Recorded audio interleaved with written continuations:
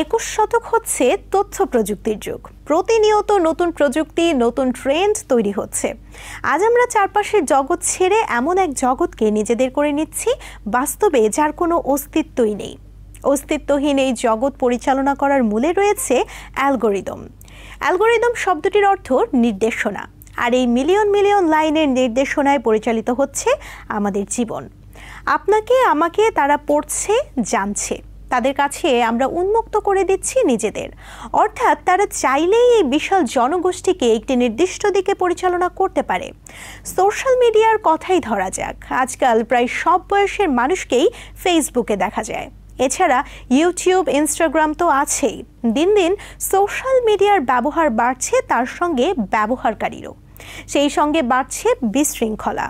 অ্যালগোরিদমের সাহায্যে ঠিক কিভাবে পুরো দুনিয়া বদলে যাচ্ছে সেই গল্পই শোনাবো আজ। অ্যালগোরিদম কোনো নির্দিষ্ট কাজ সম্পন্ন করার জন্য কিছু নির্দেশনার সেট বা গুচ্ছ। আজকাল আমাদের যে কোনো বিষয়ে কিছু জানার প্রয়োজন হলে আমরা তা গুগল করি। মিলিয়ন মিলিয়ন ফলাফল থেকে বেছে গুগল এনে দেয় আমাদের কাঙ্ক্ষিত ফলাফলটি, যা বের করতে গুগলের সেকেন্ডেরও কম সময় লাগে। আর এমনটি সম্ভব হয়েছে অ্যালগোরিদমের জন্য। এই অ্যালগোরিদমের সাহায্যে গুগল বিবেচনা করে কোন পেজগুলো বেশি নির্ভরযোগ্য। যদি একটি সাইটে এমন নির্ভরযোগ্য পেজ বেশি থাকে, তবে গুগল সেটিকে একটি স্কোর প্রদান করে র্যাঙ্কিংয়ে এগিয়ে রাখে। শুরুতে পেজ র্যাঙ্ক অ্যালগোরিদম বেশ জনপ্রিয়তা পায়। বর্তমানে এটি এতটাই গুরুত্বপূর্ণ যে পেজ র্যাঙ্ককে নিয়ে একটি গোটা ইন্ডাস্ট্রি সৃষ্টি হয়েছে, যাকে বলে সার্চ ইঞ্জিন অপটিমাইজেশন বা এসইও। এই অ্যালগোরিদমের ফলেই গুগল সার্চ ইঞ্জিন আজ শীর্ষে। আমরা প্রতিদিন অনলাইনে অসংখ্য তথ্য শেয়ার করি। এর মধ্যে রয়েছে অসংখ্য সাইটের পাসওয়ার্ড, মোবাইল নম্বর, ইমেল, ক্রেডিট কার্ডের তথ্য, হোয়াটসঅ্যাপের মেসেজ কিংবা কল। এর সবই সম্পন্ন হয় ইন্টারনেট অর্থাৎ নেটওয়ার্কের মাধ্যমে।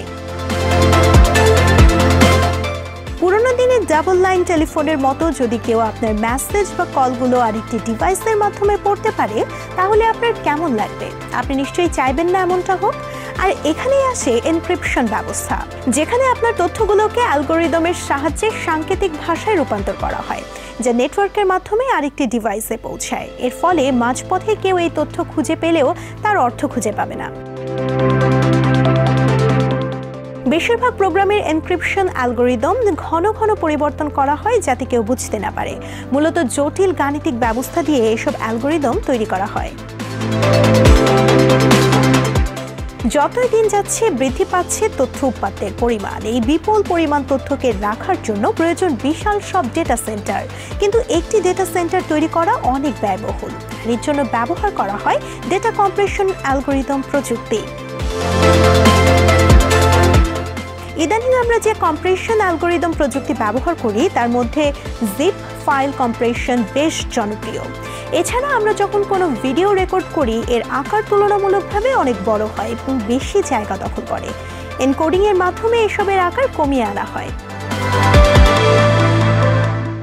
তবে সুবিধার পাশাপাশি এই প্রযুক্তির কিছু ভয়াবহ দিকও আছে। এই ধরুন, ইউটিউব কিংবা ফেসবুক ভিডিওতে আপনি ফুটবল সম্পর্কিত দুটি ভিডিও দেখলেন, পরে দেখবেন ফুটবল দিয়েই আপনার টাইমলাইন ভরে গেছে। অর্থাৎ আপনি সোশ্যাল মিডিয়ায় যা স্ক্রল করবেন সেই সংক্রান্ত জিনিসই দেখতে পাবেন। এর কারণ আপনাকে এই অনলাইন প্ল্যাটফর্মগুলোতে সার্বক্ষণিক মনিটর করা হয়। আপনি কোন ছবিতে এসে থামলেন, কতক্ষণ সেটি দেখলেন, তারা জানে আপনার পুরোটাই। আর এই তথ্যগুলো যে সিস্টেম নিয়ন্ত্রণ করছে বা যারা নিয়ন্ত্রণ করছে, তারা কিন্তু কোনো মানুষ নয়। এর সব নিয়ন্ত্রণ হচ্ছে অ্যালগোরিদমের মাধ্যমে। নিউ ইয়র্ক থেকে সম্প্রচারিত TVN 24 টেলিভিশন বিশ্বজুড়ে বাঙালির কণ্ঠস্বর।